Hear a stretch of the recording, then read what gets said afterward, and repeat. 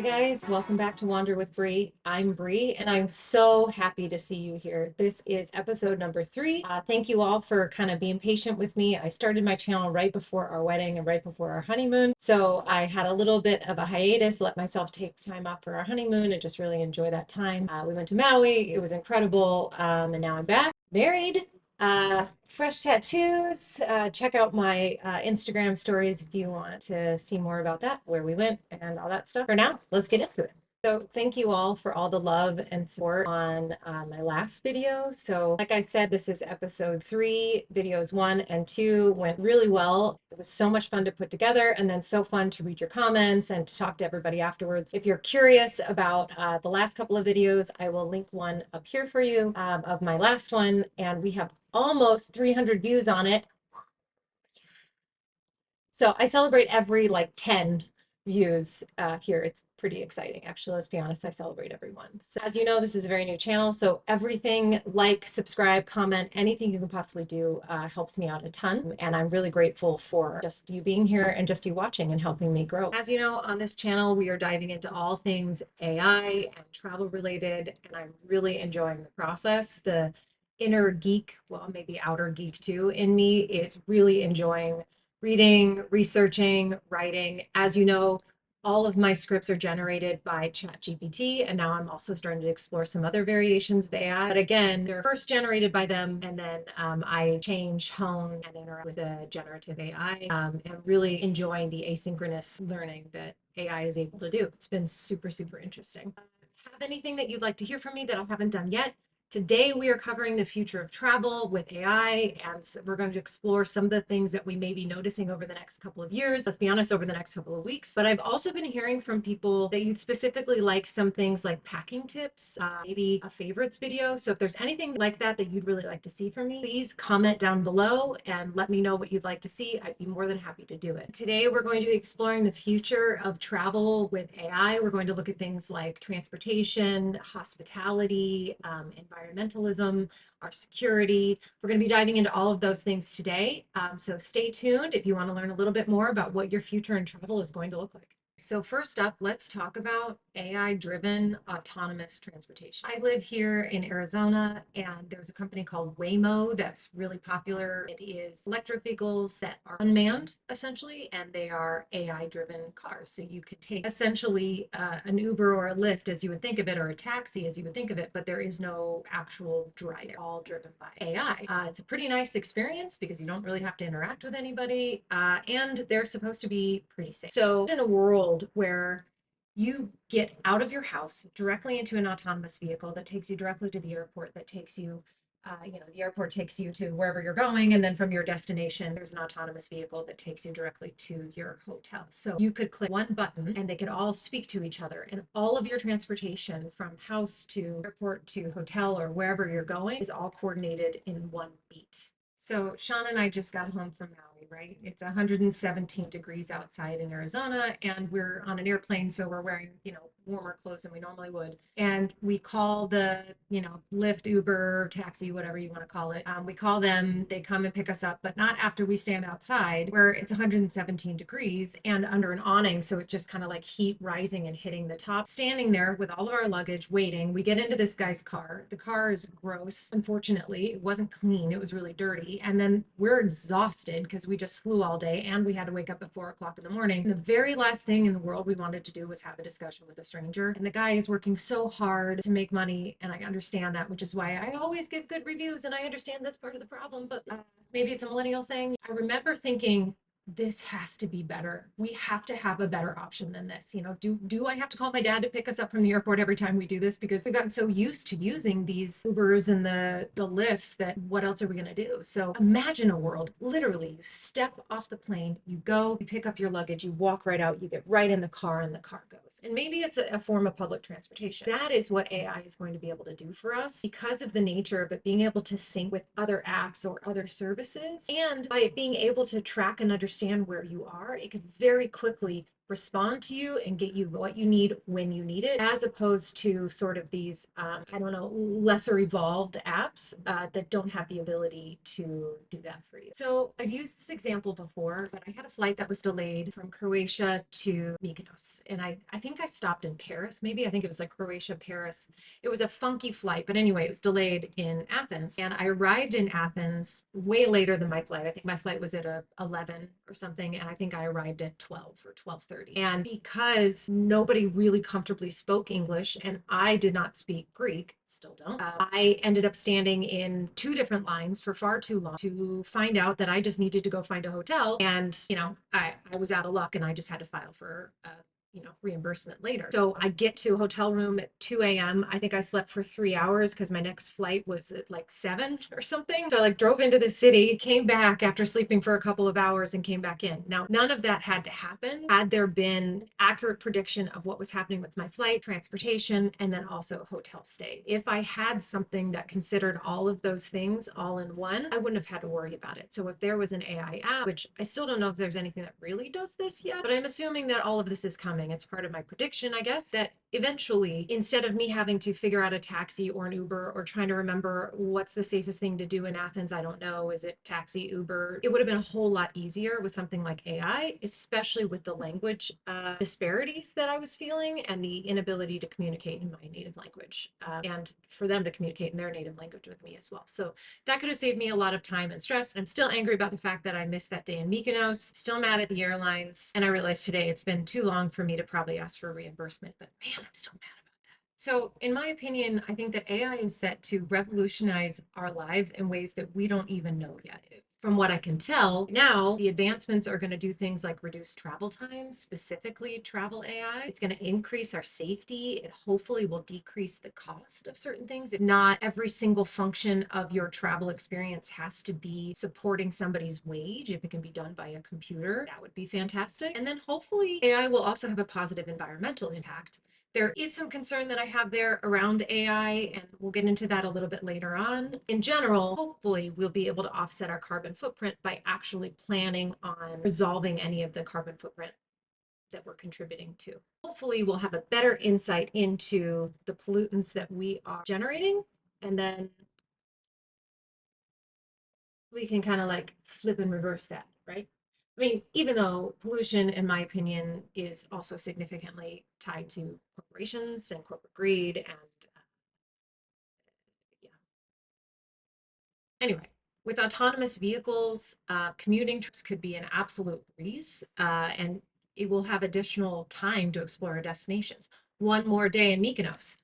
You'll have the extra time if you wanted it because you're not stuck, trying to figure out how to get from here to there. Okay, so now let's dive into something I have been really geeking out about that my husband and I were talking about and just sort of went onto this tangent. By the way, how fun is it to say husband? So fun to say husband. Anyway, and what changes could possibly happen for us to benefit our stay, maybe the price of our stay, our experience. I am super excited about this. Most hotels right now already use some form of AI in their uh, systems, their check-in, check-out systems. If you've done like the mobile check-in, check-out, like I told you guys, I'm an avid Marriott user, so I will almost always do the mobile check-in unless I'm hoping to get there and maybe get an upgrade or something, and then I won't do it. But most of the time, it's pretty convenient to have that mobile key, and then you don't have to worry about losing your key or deactivating it, whatever. But what does the future hold? So when AI really takes a hold of the hospitality industry, what's going to happen? It's really interesting looking online because the majority of the information out there is from 2023. So there's a big push of understanding that AI was sort of taking over in 2023, and then it was kind of quiet, right? So at least in terms of the news, right, and anything that's out on the internet. But imagine a fully automated hotel. So I stayed at a hotel in Chicago a while back called EMC Squared, and now I've been seeing them kind of everywhere else. But the robot concierge, essentially.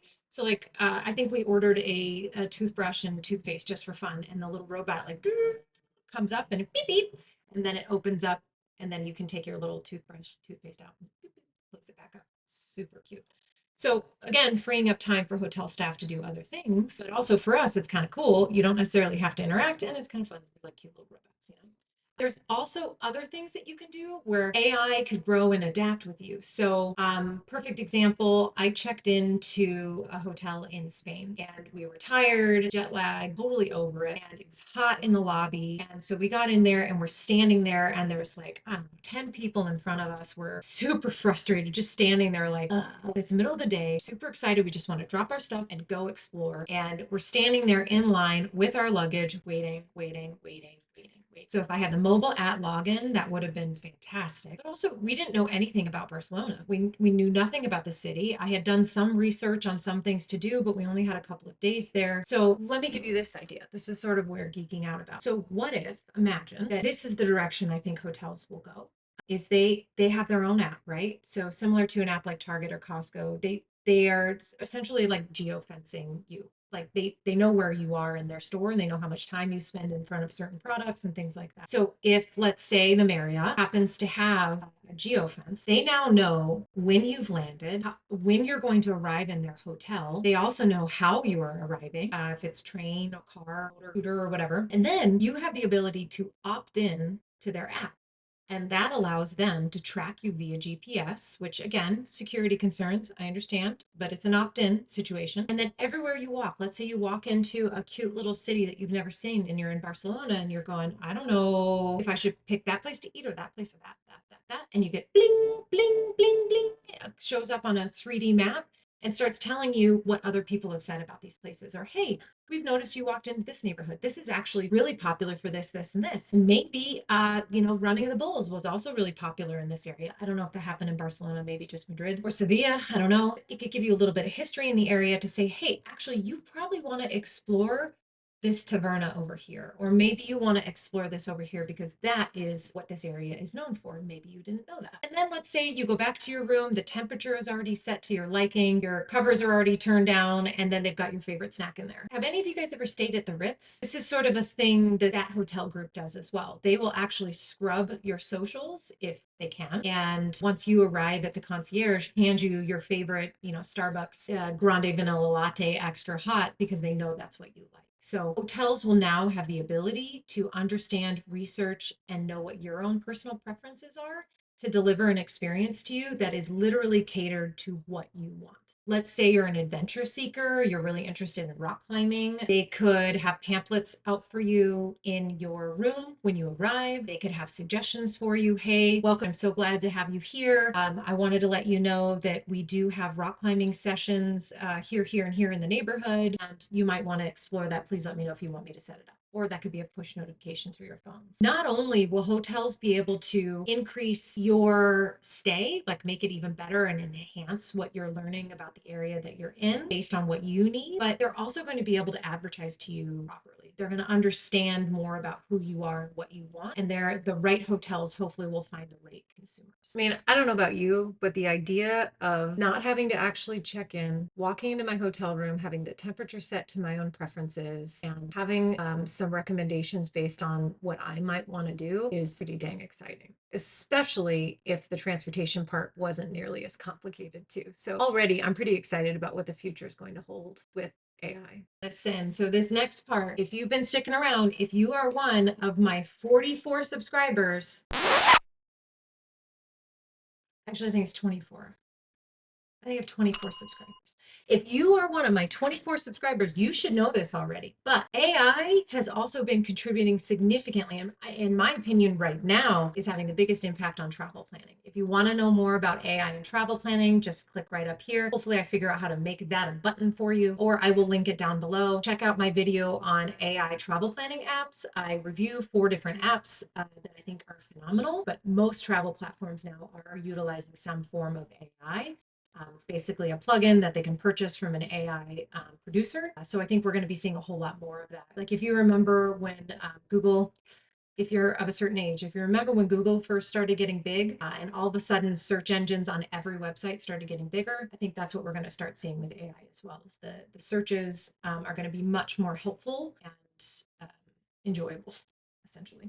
As I've mentioned before, travel planning for me used to be a really fun, it was like a love to hate situation, fun but stressful process. Now, with just one click of a button, you could say, I want to go to Croatia, I want to sail, I'm interested in wine tasting in August. And automatically, these travel apps will actually generate for you an entire itinerary. And because of the asynchronicity and because of the conversational nature of AI, you could say, okay, thank you so much, but please add in a few more wine tastings. Okay, thank you. I appreciate that, but I want a few more days on the water. Or can you please generate this itinerary in September now? And what should I change? Or now you can go back to ChatGPT and say, okay, here's my trip. This is what I'm planning. What should I pack? And then you can also have a packing list. The other thing that's really interesting that's happening now is there are actual packing apps. So there are AI apps that will pay attention to where you're going, what you're doing, and you can give it your preferences, will actually help you to pack and plan your packing list, which is just really incredible. To have that kind of personalized recommendation. I've said it before, but it's like having a personal assistant. What you're doing is you're buying yourself your time back by utilizing AI. You are saying, hey, take the critical thought process out of this for me so that my critical thought process can go somewhere else. Personally, in my opinion, the way I choose to live my life is it allows me other creative room to do other things that I really enjoy. And that is the hope for what AI will bring to us as a human race, is that it will allow us to continue to be creative and to do things that we really enjoy doing, or spend time with people we want to spend time with. So the hope is that over time, this video will be totally dated and people will laugh at it, because AI is booking our flights, it is planning our hotel travel, it is coordinating our transportation, and all of that thought and all of that stress that goes into that planning is now gone. Until then, you'll have people like me who can sort of facilitate that. I can teach you how to do it. I can walk you through it, or you can ask me to do it for you. So that is another part of what I'm doing with Nomadishly, my travel agency, is I am helping and coaching you to be able to do this on your own. And then I can also do it for you as well. Finally, let's explore one more kind of fun thing. So instead of AI, let's talk about AR. So augmented reality. I heard recently that there's a way that you can essentially tour a house before it's built. So let's say, for example, you want to build, I used to work for a home builder, right? So you want to build plan B. Normally, I have to pull up plan number B, or plan B 328, or whatever name we give it. You want to build that plan. I pull it up on a computer. You have a 2D rendering of what the box looks like and where the rooms go and everything like that. But let's say now I can put the VR onto you, right? So now you've got the goggles on. You can actually walk through the house. You can see the spacing of the kitchen. You can see the spacing of the living room, maybe where you'd put your bedroom. You can also add in the dimensions of your furniture so that you're actually walking around your furniture in the house. I cannot tell you how many hours I have spent talking to people about, well, how big do you think your grandmother's cupboard is? And do you think that it's going to fit in here? How many houses are bought and sold around cupboards and trucks? I can't even tell you, at least here in the United States in the Southwest. The point that I'm making is, let's say you want to go to an Airbnb. For example, we stayed in an Airbnb in Paris. We didn't actually stay there. The pictures were phenomenal. The reviews were all phenomenal. And we walked in and it was disgusting. For all the reasons why you wouldn't want to stay in a place, we did not want to stay there. Had I had the ability to actually see it, had I had some version of VR to be able to walk through and see if that was a place I wanted to stay, I wouldn't have picked it. Or maybe you can walk around through the neighborhood and be like, okay, are there enough gelato shops here in Italy? I don't know. Maybe I want to go to this neighborhood where there's more gelato shops. Or you want to stay in Covent Garden in London, but you don't really know where to stay, where you want to be, but you don't really know what's around it. Yeah, you've got Google Maps, but imagine putting yourself there. And let's take it a step further. Maybe that is your vacation. Maybe you can't get a ton of time off, or maybe you have a disability that does not allow you to be able to fly. Maybe, or maybe financially you're not able to fly, or maybe you're visiting a country that, does not accommodate your particular disability. Well, maybe it's possible with augmented reality that you can actually visit these places, feel like you're there, see, smell. I don't know about taste. Make that happen. I also don't know how smell happens either, but you can see it. What an incredible opportunity to allow those who maybe couldn't travel the ability to travel and experience things that maybe they couldn't experience before. Augmented reality tours and AI-powered language translation together could bring up all sorts of interesting cultural exchanges as well, making us an even smaller world than we already are now. I mean, the internet brought us all together. right? I mean, you're watching me. I don't know where you are, what time it is when you're watching this, right? But it's bringing us together. Imagine being in a world where virtual reality kind of connected, and maybe it's translating what I'm saying to you in real time. When we were in Paris, and then I learned this actually when I was in Japan, you can use Google Translate to take a photo of or scan something. My phone is actually filming me, so I can't show you. So pretend this is my phone, but you can actually hover it over a menu and it'll actually translate it for you, which is just really incredible. Where I was able to take a picture and pass it on to my husband and have him look at it on the other side of the table too. So that was really cool. I think it's going to be easier in general for travelers to go abroad and for travelers to be more conscientious of how, where, and why they're traveling, and maybe open the door for us to travel places that we didn't think that we could before. In the future, I look forward to AI understanding things that bring me joy, understanding the way I like to travel, and AI driven guides providing me itineraries that fit me and the way that I like to travel. As opposed to Joe Schmo and the way that he likes to travel. Also, apps now are becoming increasingly more siloed, I guess you could say. For example, the last episode that I did, we talked about these AI travel apps that were basically taking all these different components, your flights, although they don't do them well, your hotels, your itinerary, and kind of mushing them all together. But when it comes to the finer points, so for example, the packing app that I talked about, that is called PackPoint. So there's PackPoint, and that will also get you smart packing lists tailored to your destination, weather, activities, and all that fun stuff. But then there's another one called Citata. Don't know if I'm saying that right or not. And that provides real-time health and safety information. That's fascinating. I'd love to explore that more. Please let me know if you've tried that or if you're interested in exploring that, because I can absolutely give that a review. And then there's also another one called GeoSure, and that offers safety ratings for different locations. That's really interesting. That's something that's kind of difficult to find if you're like a solo female traveler. I know when I was planning out my year, I did a lot of research on whether or not I should travel someplace alone, and then I would have to go back and research again, can I travel there alone as a woman? And then, kind of understanding what that meant for me and whether or not I wanted to go to that place. And that did help me make some decisions, but it wasn't always easy to figure that out. Sometimes I was going on Reddit and trying to, talk to people to get them to just tell me, did you feel safe here? Did you feel comfortable? Did you feel like your rights were respected? That kind of stuff. To have an app like that, that would be awesome. So if you've tried GeoSure, Citata, or PackPoint, please let us know down in the comments. And if you're interested in hearing more about them, if you want to learn more about them, again, please let us know down in the comments. I will happily review them. We do have a trip coming up this weekend. It's just a short little jaunt to Cali. I can always try it out, kind of see how everything works, and then give you guys a good review. Also, sometimes things are a little bit better in our short form reviews. So if you'd rather have that on my TikTok or on my Instagram, I can absolutely do that too. I will also link my TikTok and my Instagram below. Right now, I'm using my Nomadishly Instagram because that's the travel program that I'm building with the assistance of Wander with Bree. And then TikTok is Wander with Bree.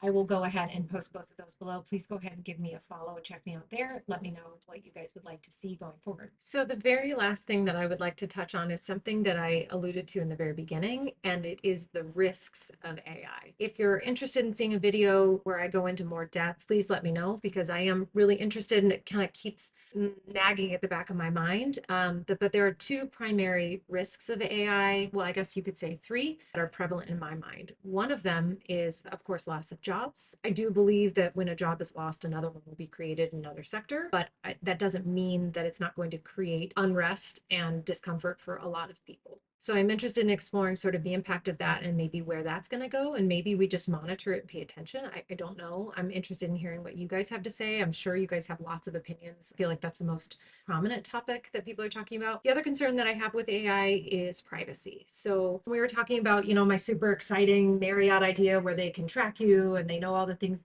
that you're doing and your preferences and your likes and your dislikes. With that, there's a little bit of a split. One, I don't love apps knowing everything about me. And I don't know how I feel about that and where that data goes and how they use that data. I don't love that. And then the other concern about that is sort of what has come up with SEO processes with Google and other search bases, is it can skew the data that you're seeing. based on who they think you are, based on where they think you live, based on the demographics that they read about you. You may get offered different deals. You may get offered different promotions. You may get offered to go to different cities, to live in different cities. Like I said, I worked in real estate for years. So anything that very specifically targets a demographic of person advises them to do one thing or the other makes me uncomfortable. So that is something that I think we need to be aware of, that could be built into that AI process. And then the third thing, which is something that I really wish I hadn't heard, but it's true and it is happening, the amount of energy consumption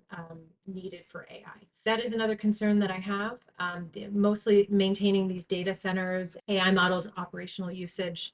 But I don't really know how to look at that and how to fix it. What I think is the answer to that is we're also going to optimize our energy more effectively using artificial intelligence. And I think we're going to be able to come up with more sustainable practices and more comprehensive monitoring of our energy use than we have been able to in the past. So it might be 2 steps forward, half a step back. We're still making progress kind of situation. So I'm really curious to learn about that. I think that any conversation about AI needs to have a little bit of a balanced conversation on maybe some of the potential downsides and potential risks so that we're competent consumers. Most of the YouTubers that I follow are all true crime YouTubers, makeup YouTubers. I sort of went down the makeup true crime rabbit hole. Thank you, Bailey Sarian, for that. I love when Kendall Ray and when Stephanie Harlow will say that, you know, we want to be responsible true crime consumers, essentially, and true crime consumers, meaning we take action, we help, we don't just take things in for entertainment. We also work to better our world and to help people where we can. So we use our voices to help where they are needed. Listen, I have tried to say the word revolutionize 10 times. What's another word to use? I think I'm trying to use it. To wrap up, AI advancements are set to revolutionize the travel industry, making our journeys more seamless, personalized, and enriching. Honestly, I personally can't wait to see what changes are coming. I'm excited to learn and grow and change and benefit from all AI has to offer. I want to be an early adapter. I want to learn and I want to share with you. So any questions that you have, or even your opinions, do you think AI is going to change your travel experience? I mean, I can see if you're like, well, I mean, I have mobile check-in now on my phone.